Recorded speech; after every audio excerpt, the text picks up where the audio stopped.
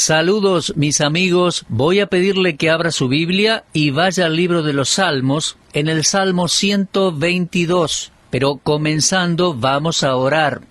Amado Padre, te damos gracias por nuestro Salvador, quien nos amó y nos redimió de nuestros pecados derramando su sangre en la cruz.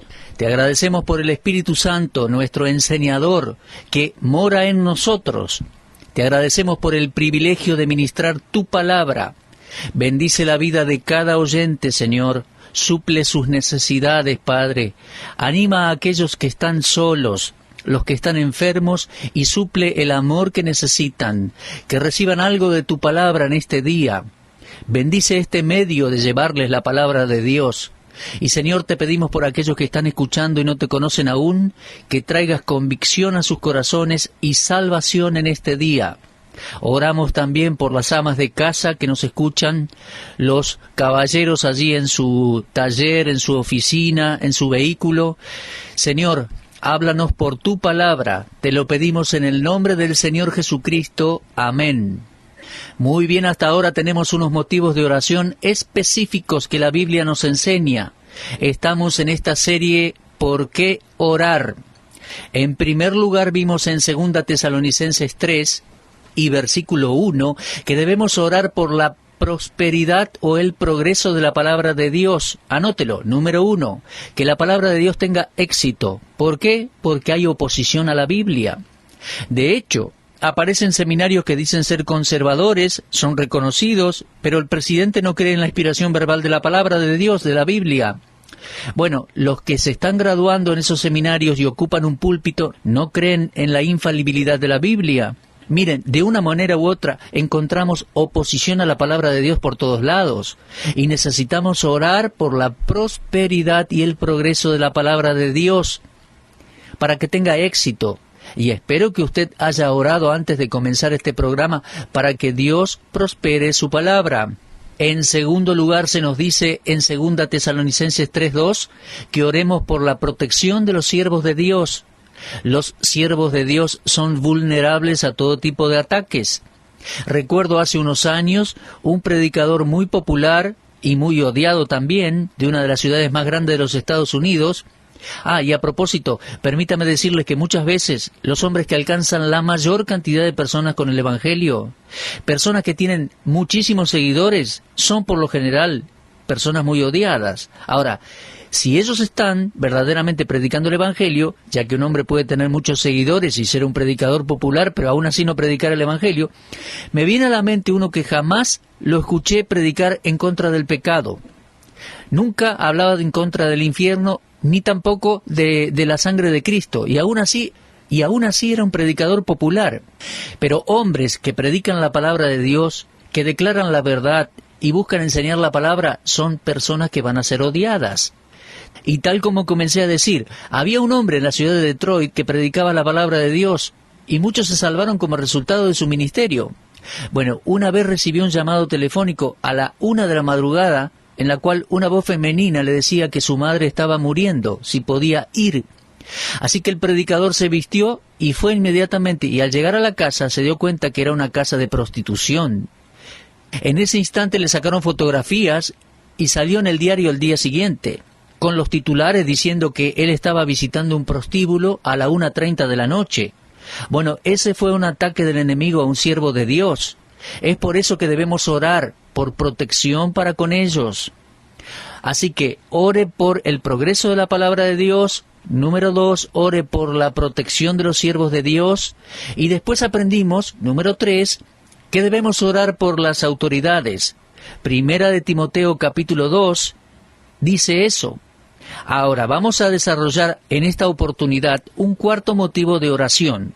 En el Salmo 122 y versículo 6 leemos: Pedid por la paz de Jerusalén, sean prosperados los que te aman. Ahora, esto es muy importante. Si bien no está dirigido a la dispensación de la Iglesia, es una petición bíblica. Pedid por la paz de Jerusalén, sean prosperados los que te aman. La oración por Israel es explícita en este versículo. Entonces podemos decir que la palabra de Dios manda a los creyentes a orar por Israel. Dios tiene a sus guardas en los muros y se los describe en Isaías 62, versículos 6 y 7, hasta que Dios establezca a Jerusalén como la alabanza de la tierra. Nuestro Señor amó a Jerusalén. En el capítulo 19 del Evangelio de Lucas, Él lloró por la ciudad. Y nuestro Señor no solo amó a Jerusalén, sino también al pueblo que moraba allí, a la gente, porque cuando se refiere a la ciudad, se refiere a sus habitantes también, y yo creo que Él también tiene un amor especial por aquellos que se preocupan por Israel. En Zacarías 2:12, Dios llama a la tierra santa, y dice que es su heredad, y será a este lugar que el Señor regresará un día, en su segunda venida a la tierra. Sus pies se afirmarán en el mismo lugar que Zacarías 14 dice allí en versículo 4, en el Monte de los Olivos. Ahora, esto me lleva a una pregunta. ¿Estamos orando por Israel? Bueno, Dios promete una bendición sobre todos aquellos que bendigan a su pueblo y pronuncia una maldición para los que maldigan a su pueblo terrenal.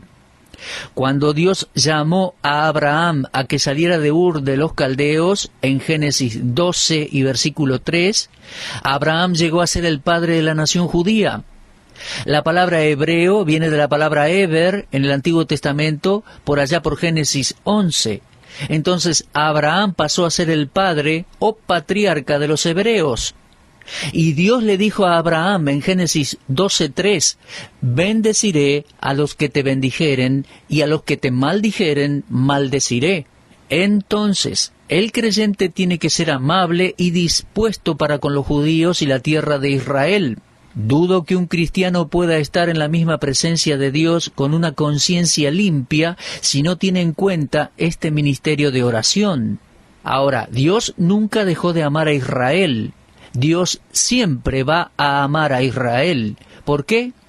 Bueno, Dios lo ama a usted, y Él nunca dejaría de amarle. Y si usted es gentil, es decir, gente que no es del pueblo de Israel, no es mejor que un judío, y no se merece nada de lo que posee. Yo tampoco. Yo no soy mejor que alguien que esté escuchando mi voz. En Jeremías 31:3 leemos, Jehová se manifestó a mí hace mucho tiempo, diciendo, con amor eterno te he amado, por tanto te prolongué mi misericordia. Dios nunca dejó de amar a los judíos y nunca dejó de amar a los gentiles. Ahora, si usted regresa al Salmo 122, puede ver allí en versículo 6 que hay 3 cosas relacionadas: oración, paz y prosperidad. Fíjese el orden de aparición. Primero la oración, eso encabeza la lista. Sin oración no podemos pretender paz y prosperidad. No es la prosperidad la que traerá la paz, por lo general trae lo opuesto. Pero la paz promueve prosperidad, ¿se da cuenta? La gente piensa que si hay prosperidad entonces va a haber paz, y eso no es verdad. La prosperidad puede traer todo lo contrario.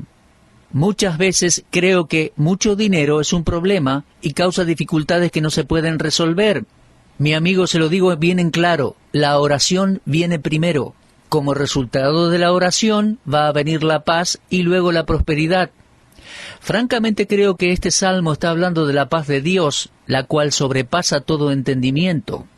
Cuando Pablo dijo en Filipenses 4, versículos 6 y 7, por nada estéis afanosos, sino sean conocidas vuestras peticiones delante de Dios en toda oración y ruego, con acción de gracias, y la paz de Dios, que sobrepasa todo entendimiento, guardará vuestros corazones y vuestros pensamientos en Cristo Jesús.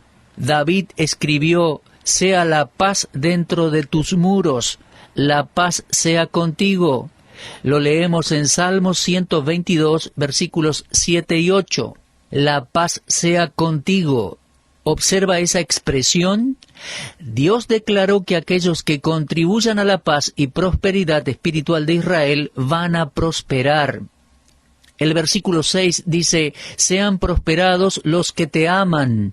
Ahora, uno puede contrastar esto con el juicio del anatema. pronunciado sobre todos los que odian a Sión, en el Salmo 129, versículo 5. Permítame que se lo lea. Salmo 129, versículo 5. Serán avergonzados y vueltos atrás todos los que aborrecen a Sión.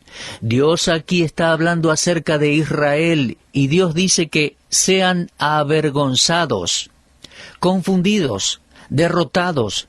Todos los que odien a Sión sean confundidos y derrotados.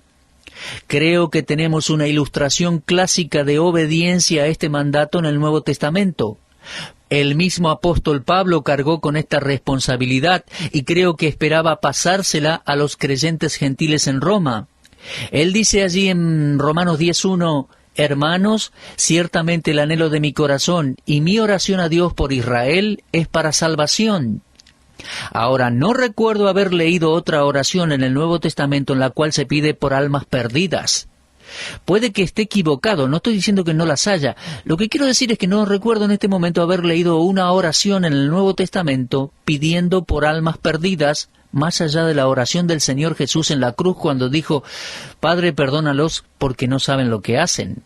Pero fuera de esa ocasión, oración del Señor Jesucristo, y esta de Pablo, no recuerdo haber leído otra. Ahora, esta única oración entonces es la única en conexión con Israel. Me refiero a la oración de Pablo en Romanos 10. Y nada menos que Pablo declara la necesidad de los judíos de ser salvos. Y esto que dice Pablo fue inspirado por el Espíritu Santo. El Espíritu Santo es el autor de la Epístola a los Romanos, no lo olvide. Tal como el Espíritu Santo es el autor de la Biblia misma, y los hombres fueron simplemente instrumentos de Dios. Es por eso, mi amigo, que soy un creyente inamovible de la inspiración verbal de la Biblia. Jamás me voy a echar atrás en cuanto a esto. La Biblia es la palabra de Dios.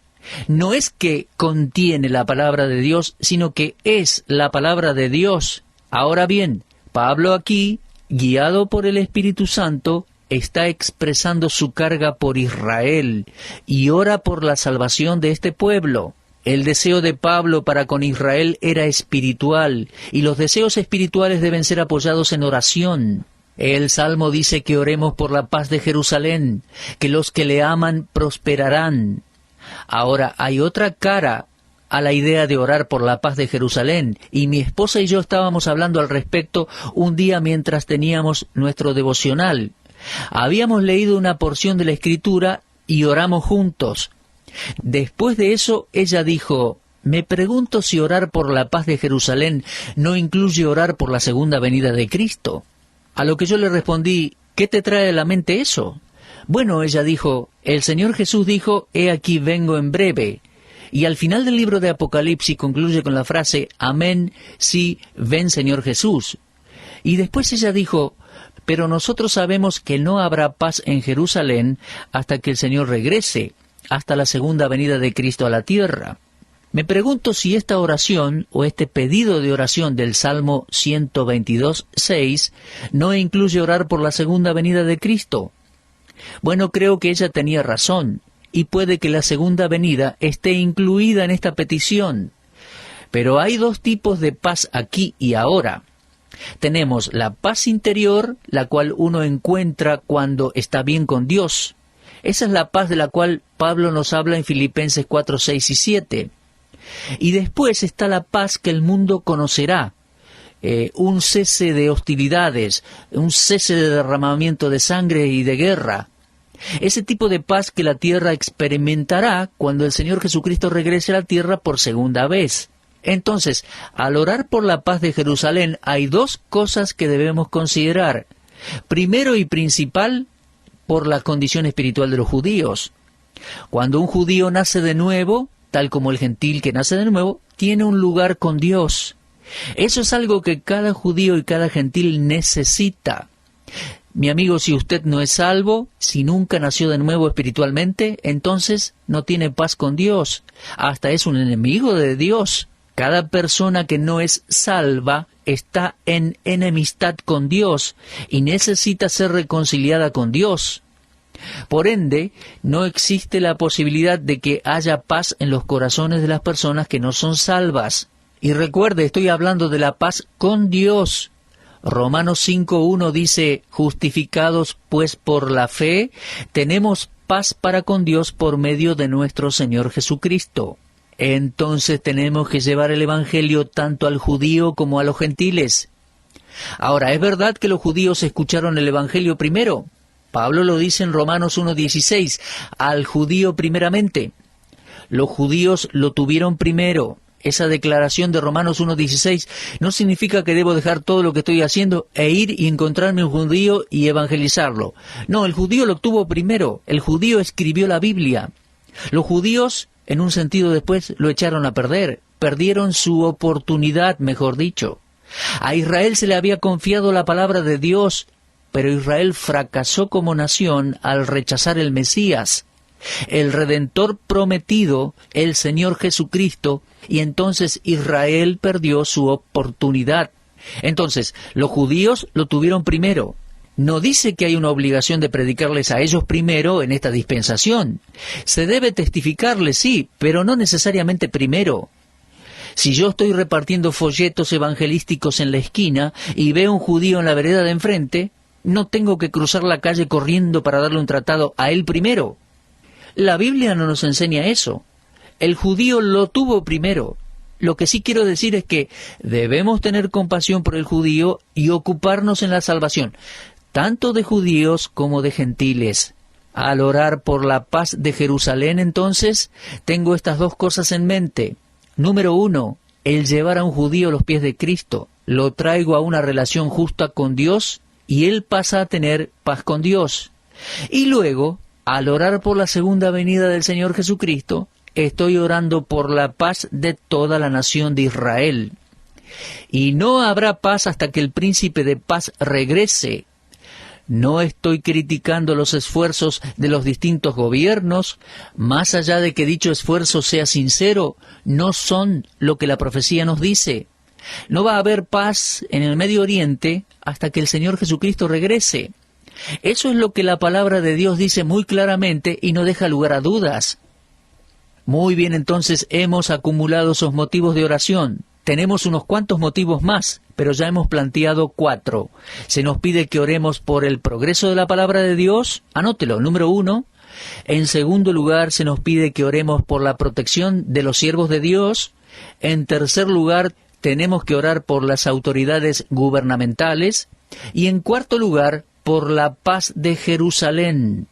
Muy bien, tengo otro motivo más y pensé que tal vez podía concluir esta serie en este programa, pero tengo otro motivo más que encontramos en la Biblia que me gustaría compartir con usted y vamos a tener que hacerlo en nuestro próximo programa. Una vez más, permítame agradecerle por sintonizar Hora de Estudio Bíblico. Necesitamos las oraciones del pueblo de Dios, así que por favor anóteme allí en su lista de oración. Queridos amigos, ha sido un gusto poder estar con ustedes en este día. Dios mediante vamos a seguir con esta serie. Será hasta entonces. Dios bendiga su vida de oración grandemente.